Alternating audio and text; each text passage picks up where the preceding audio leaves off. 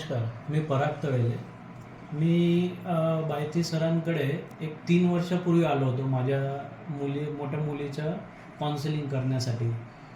त्यावेळेस आम्ही फार डिप्रेशनमध्ये होतो की काय करायचं, कसं करायचं, हे काय करू शकेल, कितपर्यंत जाऊ शकेल हे काहीच आयडिया नव्हती.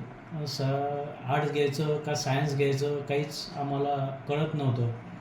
त्यावेळेस सरांच्या मार्गदर्शनाने आम्ही तिला कॉमर्सला टाकलं. सरांनी आम्हाला सांगितलेलं कॉमर्सला टाका.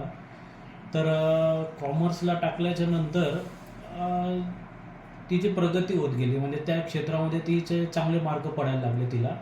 आणि 12वी झाल्याच्या नंतर म्हणजे 2 वर्षानंतर सरांच्या गाईडप्रमाणेच आम्ही तिला ॲनिमेशनला टाकलं. आणि म्हणजे आमचं प्लॅनिंग दुसरं होतं की आम्ही ते कॉम्प्युटर सायन्स घेऊ, हे घेऊ. पण सरांनी सांगितलं की ॲनिमेशनला टाका, त्याच्यात ती नक्की पुढे जाईल. आणि आज आम्ही तिचा रिझल्ट बघतोय की ती एकदम आनंदी आहे आणि आम्हालासुद्धा त्याच्यामध्ये चांगली तिची ग्रोथ होताना दिसते. चांगल्या रीतीने ती ॲनिमेशन, VFX वगैरे बनवते. आणि आम्ही दोघांनीसुद्धा केलेले ॲनालिसिस. तर छान वाटलं. म्हणजे चांगली डेव्हलपमेंट झाली, आमचीसुद्धा चांगली डेव्हलपमेंट झालेली आहे. Okay, great. ताई, तुम्हाला कसं वाटलं?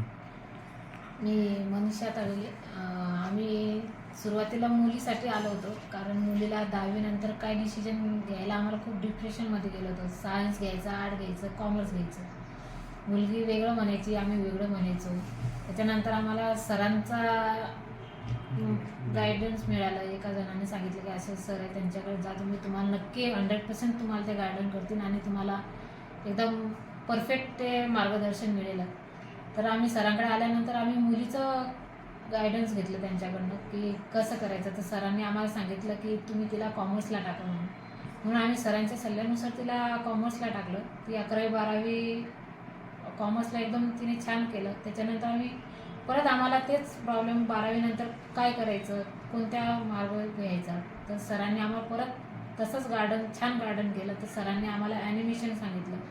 तर आम्ही सरांच्या मार्गदर्शनानुसार आज तिला पुण्याला DY पाटीलला ॲडमिशन घेतलं आणि ती आता एकदम हॅप्पी आहे आणि मनापासून तिथं काम करते आणि खूप छान आहे ती.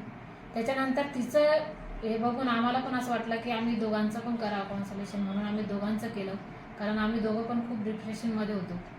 तर आम्हाला दोघांना पण खूप छान प्रकारे त्याच्यामध्ये मार्गदर्शन सरांनी केलं आणि आज आम्ही एकदम फ्रेश आहे आणि आमच्यामध्ये पण खूप आनंद आहे आणि आमच्यात प्रगती पण त्यानुसार झाली आहे. त्याच्यामुळे आम्ही खूप हॅप्पी आहे. एकदम बेस्ट मार्गदर्शन सरांनी हे आम्हाला दिलेलं आहे. धन्यवाद सर.